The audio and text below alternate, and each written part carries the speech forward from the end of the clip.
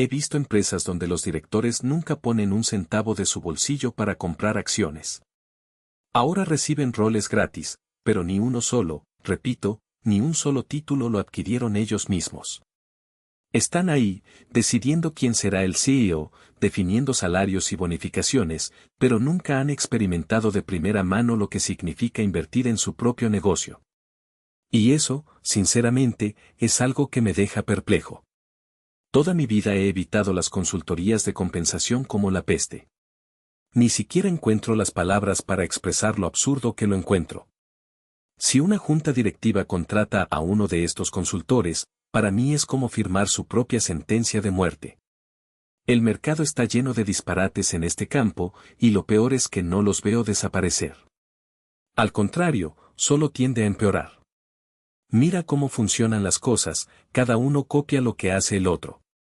Las empresas miran los informes proxy de sus competidores y dicen, no podemos contratar a alguien que no esté a la moda.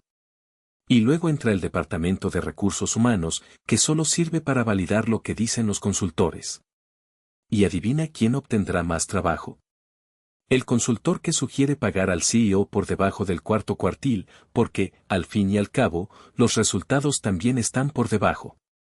No digo que estas personas sean malas, pero el sistema fomenta decisiones que no tienen sentido para los accionistas. El capitalismo es el juego al que todos jugamos. Si la mayoría de la gente empieza a pensar que el sistema salarial es injusto, que los ejecutivos ganan demasiado mientras todos los demás se las arreglan, el capitalismo mismo podría colapsar. Es como matar a la gallina de los huevos de oro. El modelo actual tiene graves defectos y algo debe cambiar. Quizás sería interesante exigir a las empresas que revelen en sus informes anuales cuánto gana el director general en relación con el salario medio de los empleados. Pero seamos realistas, eso no solucionaría nada. Sería simplemente otra información perdida entre datos irrelevantes, cuya investigación costaría una fortuna y en la que estarían involucradas miles de personas en todo el mundo. ¿Y al final a quién le importaría? Los consultores seguirían dictando las reglas y los directores seguirían el guión. Lo he escrito varias veces en mis cartas a los accionistas, la única razón por la que no hago algo es porque todos los demás lo hacen. Si todo el mundo lo hace, es señal de que probablemente esté mal. ¿Recuerda cuando las empresas no contaban las opciones sobre acciones como un gasto? Todo el mundo en Wall Street defendía esto hasta que quedó claro que era un error. Fue como ver a Galileo siendo juzgado nuevamente, solo que peor. Nadie quería admitir que estaban equivocados. No hablo de ningún CEO en concreto, pero lo cierto es que muchos de ellos se harán absurdamente ricos mientras dirigen empresas. El valor que añaden tiende a cero en algún momento, ¿y luego qué queda? Un sistema que premia a quienes ya tienen mucho, sin necesariamente crear valor real. Lo ideal sería un modelo que reconozca el verdadero desempeño, no solo lo que inventan los consultores. He formado parte de más de 20 juntas directivas y nunca he visto a nadie cuestionar esto. Si tú y yo fuéramos socios en un negocio y yo tuviera derecho a comprar acciones al mismo precio para siempre, siempre y cuando tú invirtieras dinero nuevo, me llamarías loco. Pero así es exactamente como funcionan las opciones sobre acciones para ejecutivos. ¿Y quién se beneficia? CEOs, consultores y directores, que suelen tener salarios vinculados a los de los ejecutivos. Si el director general gana menos, los salarios de los directores también bajan. Es un círculo vicioso. Los directores de mayor edad, que realmente tienen un interés financiero, compran acciones en el mercado, como cualquier accionista. Este es el camino correcto. Pero el sistema actual es tan defectuoso que parece imposible cambiarlo. Y lo peor es que si la gente corriente empieza a sentir que el juego está amañado, es posible que el capitalismo no resista. ¿Qué es lo que más me fascina en los últimos años? Aprende, por supuesto. Dicen que mi mayor talento es ser una máquina de aprender, pero la verdad es que tengo mucho que aprender de quienes me rodean. Especializarse es importante, pero el mundo cambia demasiado rápido como para que podamos quedarnos quietos. Mi experiencia es profunda, pero Charlie tiene la capacidad de absorber el mundo de una manera mucho más amplia que yo. ¿Y sabes qué?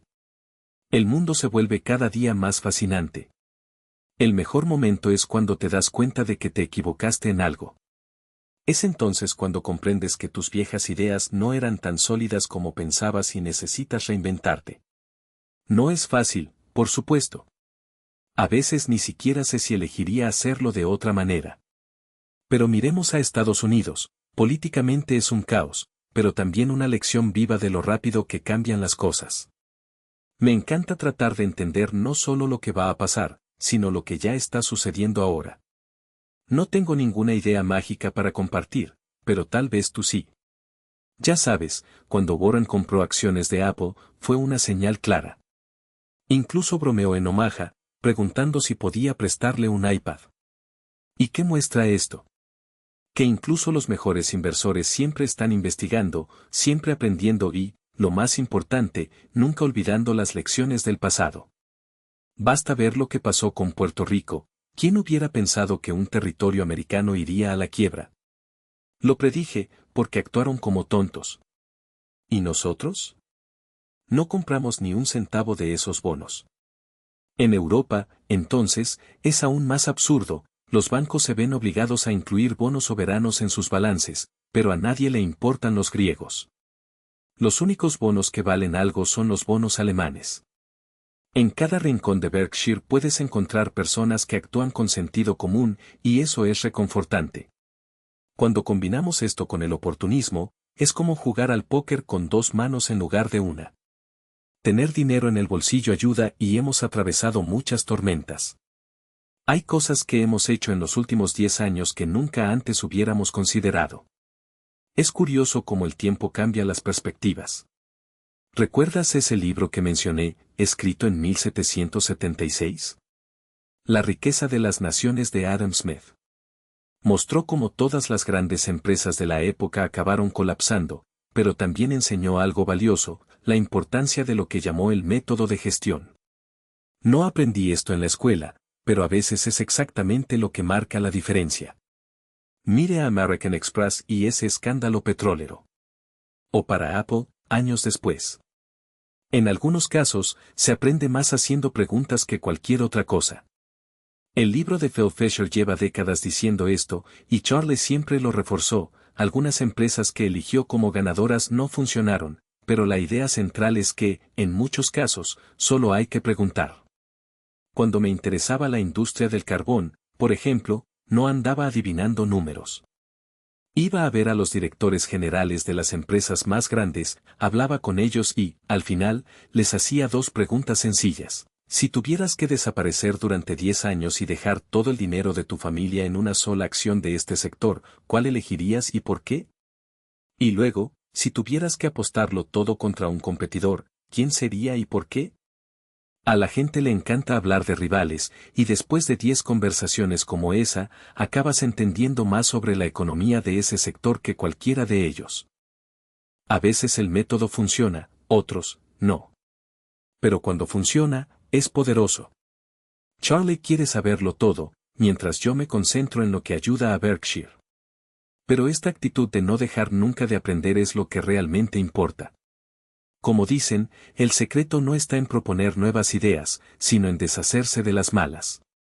Nunca hubiéramos comprado acciones de Heiko si aparecieran hoy. Ni siquiera Coca-Cola, si apareciera ahora. Siempre estamos aprendiendo y, gracias a Dios, todavía nos queda un largo camino por recorrer. Ambos habéis tenido vidas increíblemente exitosas y felices. Pero mirando hacia atrás, ¿hay algo que hubieras hecho diferente? ¿Algo en tu vida personal o empresarial? No espere respuestas demasiado íntimas, pero en los negocios, diría que desearía haber conocido a Charlie antes. Trabajamos juntos desde que yo tenía 25 años y él 35. Pero hubiera sido aún mejor si hubiéramos empezado 10 años antes.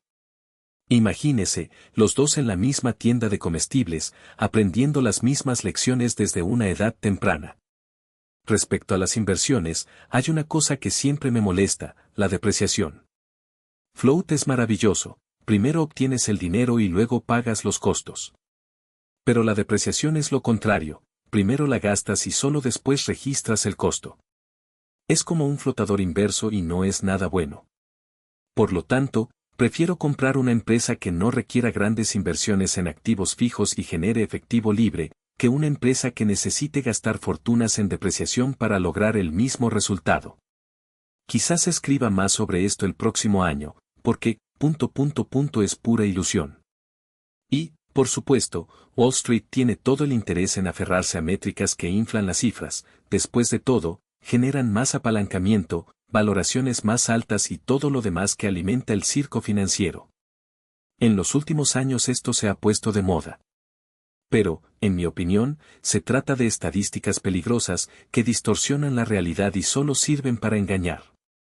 Charlie ya desmanteló este tipo de engaños en una de sus conferencias, y no se puede evitar estar de acuerdo con el disgusto que siente por cualquiera que intente meter estos conceptos en el análisis empresarial. Es como un agente inmobiliario que anuncia un apartamento de 1000 pies cuadrados como si fuera el doble de grande, solo que en lugar de ladrones de esquina, estamos hablando de personas que visten traje y corbata. No es honesto. Y lo peor es que, una vez que la mentira se hace popular, se extiende como una plaga. Ninguna persona sensata cree que la depreciación no sea un gasto real. Claro, Wall Street insiste en tratarlo como si fuera un detalle contable, algo que puede esconderse debajo de la alfombra. ¿Por qué? ¿Por qué importa? Porque de esa manera las ganancias parecen mayores, los múltiplos parecen más atractivos y los banqueros pueden justificar préstamos que nunca deberían haberse concedido en primer lugar. Es un fraude elegante disfrazado de jerga sofisticada. Y lo más triste es ver cómo el mercado se lo traga sin rechistar. Peor aún es cuando estos trucos abandonan las hojas de cálculo de los analistas e invaden las aulas de las escuelas de negocios. Si ya era bastante malo ver a un grupo de oportunistas distorsionando los números para vender acciones, ahora tenemos profesores enseñando esta misma manipulación como si fuera ciencia. Esta es una señal de que el sistema está podrido. No basta con que un grupo de personas inteligentes inventen métricas falsas, ahora se reproducen como dogmas. Y lo que iba a ser la excepción se convierte en la regla. Tomemos el caso de los fondos de capital privado, con sus famosas comisiones 2 y 20. ¿Cuántas veces has oído a alguien justificar estas cifras absurdas con argumentos que no resisten ni 5 minutos de análisis?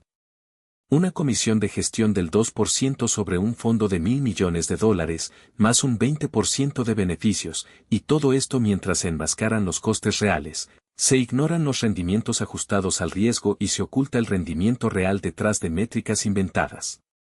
Es un juego de cartas marcado, donde los únicos que siempre ganan son los dueños del casino.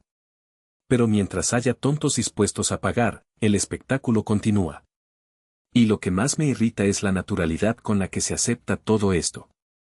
La gente repite estos términos como si fueran verdades absolutas, sin siquiera detenerse a preguntar, espera, ¿eso tiene sentido?